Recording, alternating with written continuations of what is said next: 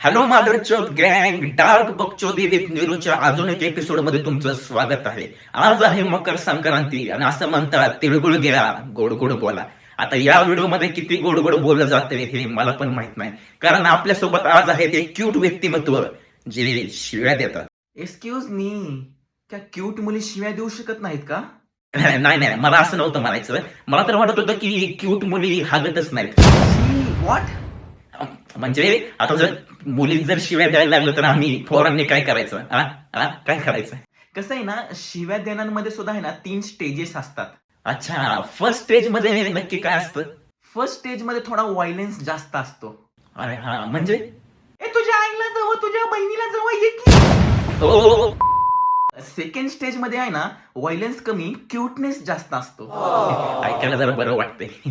म्हणजे ए तुला तू चू आहेस का? ए तू माझा चू आहेस? ए तू येड आहेस? ओ, हे जरा शोभतंय मुलींना.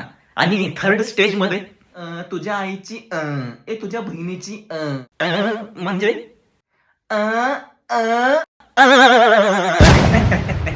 बावन्न, तर हे कलियुग आहे. कलियुगामध्ये क्यूट मुलींचा आहे पोरांच्या शिव्यांवर डोळा. आता मी पोरांना एवढंच सांगू शकतो, तिळगुळ घ्या गोड गोड बोला. Bye guys.